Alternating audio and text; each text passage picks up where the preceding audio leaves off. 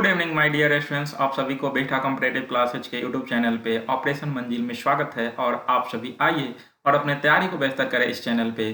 तो आपके लिए आज ऑपरेशन मंजिल का सीरीज 7 जो काफ़ी महत्वपूर्ण है। आप सभी अगर पीछे की वीडियो नहीं देखें तो सारे प्रश्न वीडियो को देखें, आपके लिए काफ़ी लाभदायक होंगे और आप परीक्षा में बेहतर कर सकते हैं। इसलिए आप सभी जरूर इस चैनल को फॉलो करें।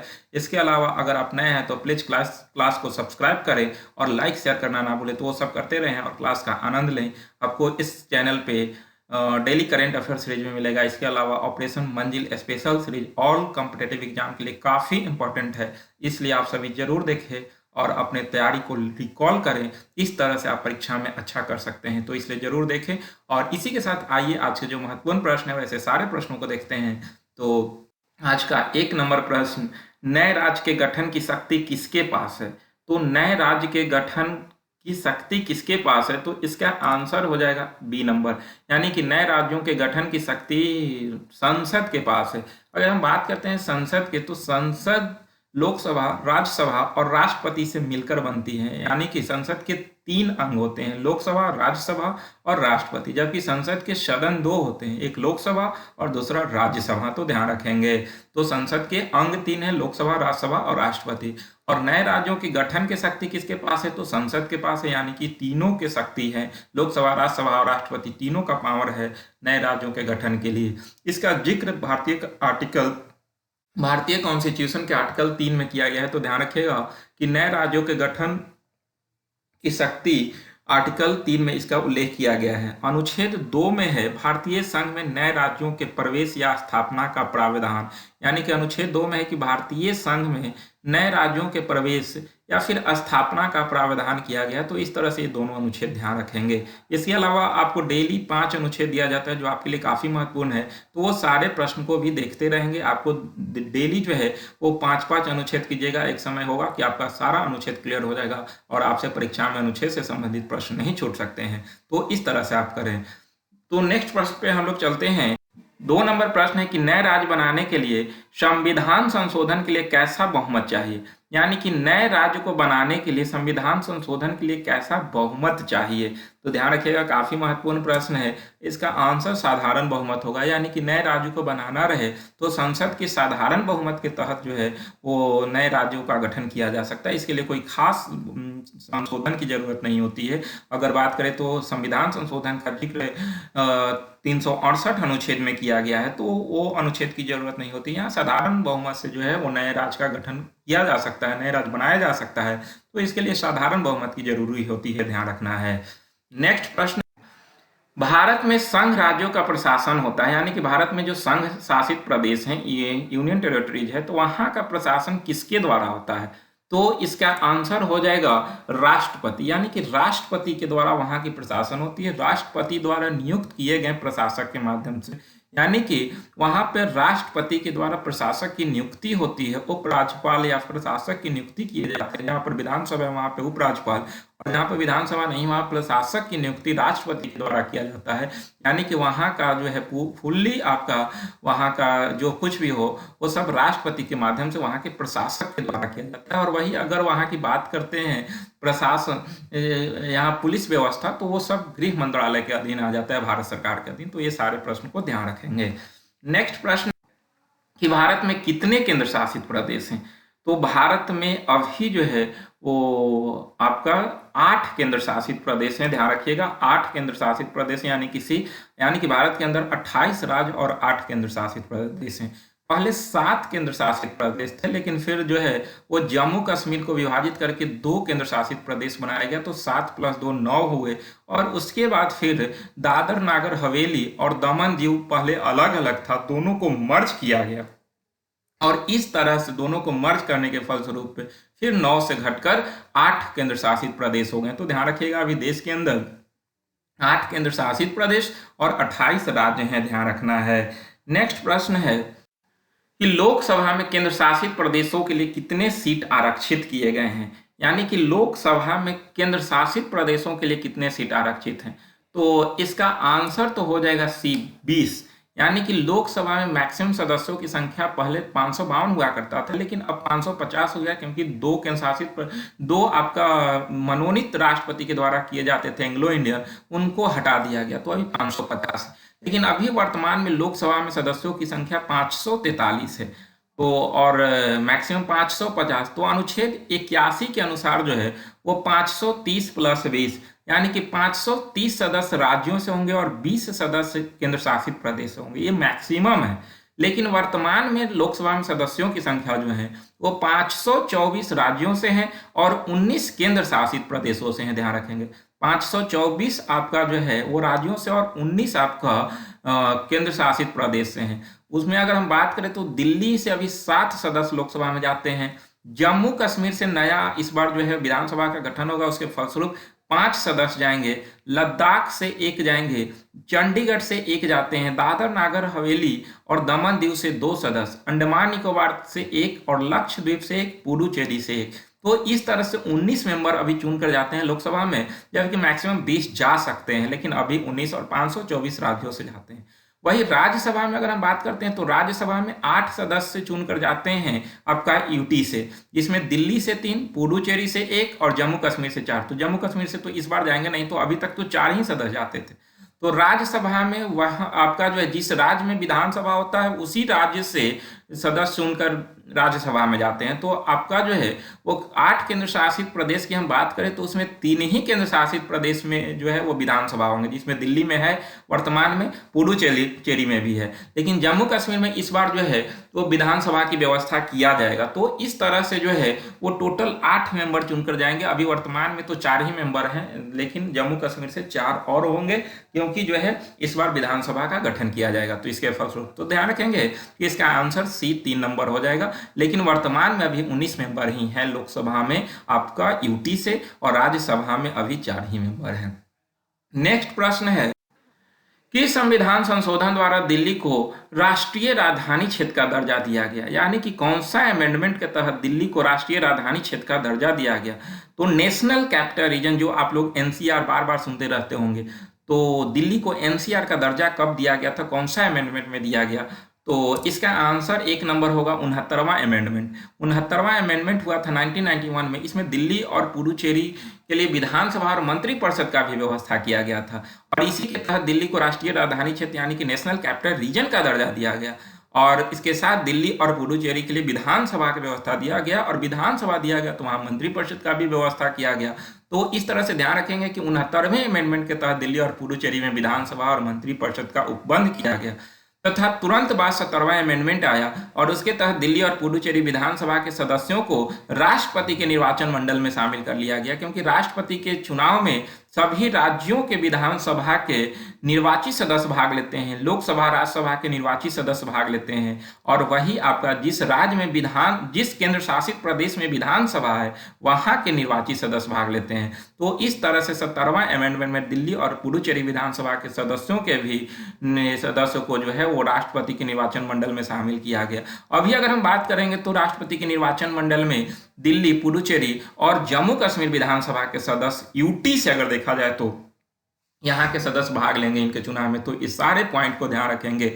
देखिए, मेरा मकसद रहता है कि क्वेश्चन 1 दूं, लेकिन उसका डिस्कशन के साथ आपको 5 से 7 क्वेश्चन करवा दूं, ताकि अगर आप क्वेश्चन पकड़ रहे हैं तो आपके लिए काफ़ी फायदा होगा ये वीडियो से। लेकिन अगर आप क्वेश्चन नहीं पकड़ रहे हैं, आप सुनने पे ध्यान नहीं दे रहे हैं, तो आपको लॉस भी होगा। इसलिए मैं बार बार कहता हूँ कि देखने से ज़्यादा जरूरी है सुनना। इसलिए आप बार बार मेरी आवाज़ों को सुने, क्योंकि यहाँ से मैं कितने क्वेश्चन को क्लियर करता हूँ और आपके लिए सारे प्रश्न महत्वपूर्ण है, क्योंकि आज के समय में कंपटीशन में क्वेश्चन का लेवल काफ़ी अच्छा रह रहा है, क्योंकि क्वेश्चन अब कॉन्सेप्ट बेसिस देता है, ना कि जो है आप रट कर जाएं और मार कर चले आएंगे। अब कॉन्सेप्ट से आपको तैयारी करना होगा, और इस तरह से मैं यहाँ कॉन्सेप्ट के साथ आपको बताता हूँ। इसलिए ज़रूर आप जो है आवाज़ों को सुने और नोटिस करें।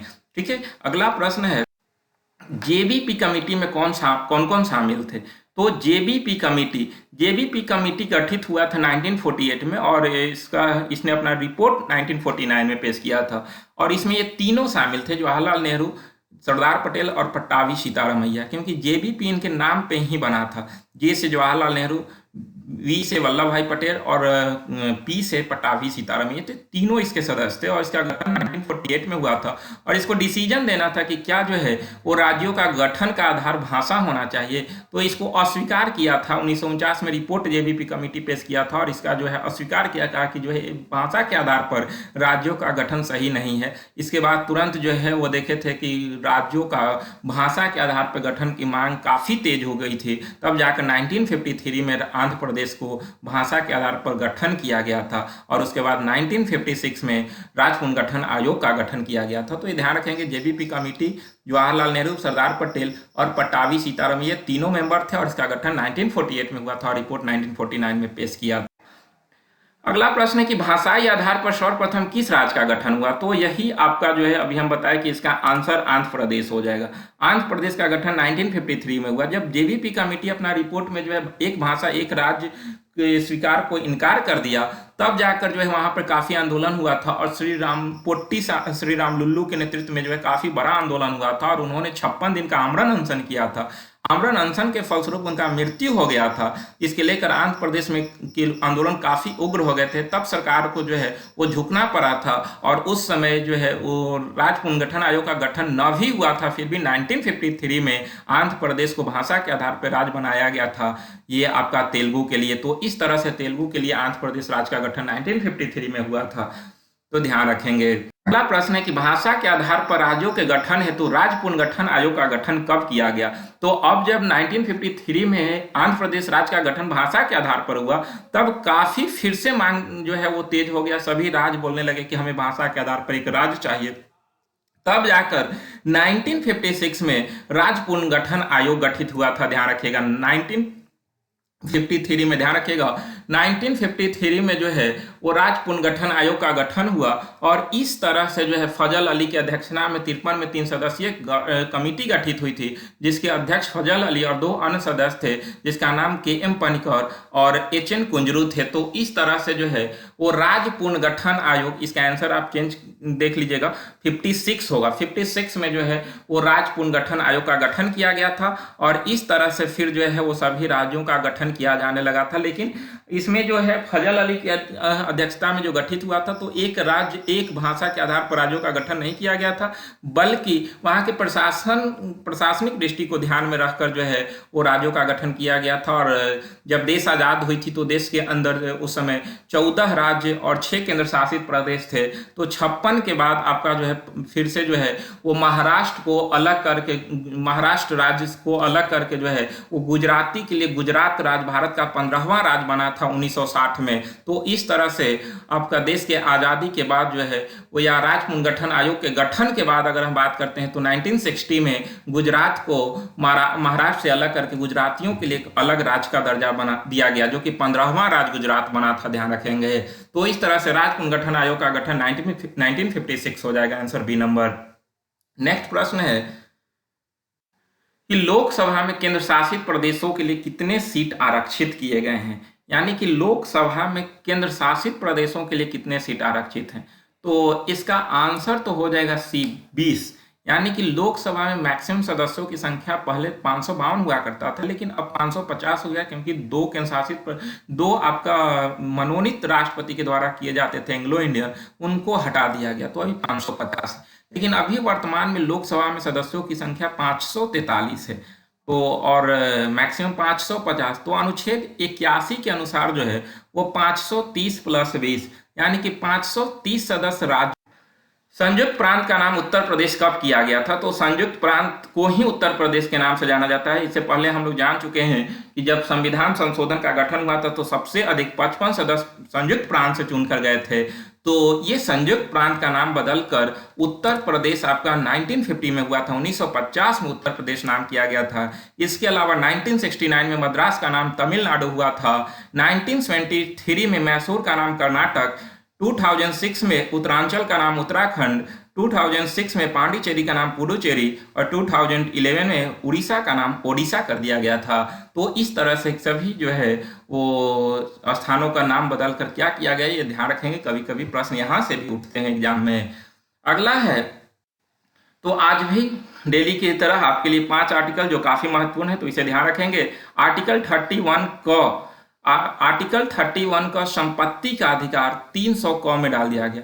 तो आर्टिकल 31 का पहले संपत्ति का अधिकार जो है मौलिक अधिकार हुआ करता था, लेकिन 44वां अमेंडमेंट हुआ था 1926 में। उसके तहत 44वां अमेंडमेंट 1928 में, ध्यान रखेंगे 44वां अमेंडमेंट 1928 में हुआ, और उसके तहत इसे उठाकर भाग 12 के 300 क में डालकर एक कानूनी अधिकार बना दिया गया। यानी कि अब संपत्ति का अधिकार एक मौलिक अधिकार नहीं है, यह एक कानूनी अधिकार है, ध्यान रखेंगे। नेक्स्ट है आर्टिकल 32, संवैधानिक उपचारों का अधिकार या सर्वोच्च न्यायालय को रिट जारी करने का अधिकार। यही अनुच्छेद है जिसके बारे में भीमराव अंबेडकर ने कहा है कि अगर जो है मुझे से कोई पूछे कि किस अनुच्छेद को संविधान से निकाल दिया जाए तो संविधान शून्य प्राय हो जाएगा, तो वो बोले हैं कि अगर आर्टिकल 32 को अगर संविधान से निकाल दिया जाए तो संविधान शून्य प्राय हो जाएगा, संविधान की वैल्यू जो है वो शून्य हो जाएगी। तो इस तरह से आर्टिकल 32, इसमें संवैधानिक उपचारों का अधिकार, अगर आपके मौलिक अधिकार का हनन होता है तो आप डायरेक्ट अनुच्छेद 32 के तहत सीधे सर्वोच्च न्यायालय जा सकते हैं, और सर्वोच्च न्यायालय यहाँ पर 5 तरह के रीट जारी कर सकती है, ध्यान रखिएगा। वो 5 रीट होती है: बंदी प्रत्यक्षीकरण, परमादेश, अधिकार प्रेक्षा, उत्प्रेषण और प्रतिषेध। तो ये 5 तरह का रीट जारी किया जा सकता है, जिसमें आपका बंदी प्रत्यक्षीकरण का अर्थ होता है व्यक्ति को सशरीर उपस्थित करना। परमादेश का अर्थ होता है कि हम आदेश देते हैं न्यायालय द्वारा किसी भी प्राधिकारी, अधिकारी, सरकार या न्यायिक निकायों के विरुद्ध इस रीट को जारी किया जा सकता है जो लोक कर्तव्य या कानूनी दायित्व का पालन करने से इनकार करते हैं।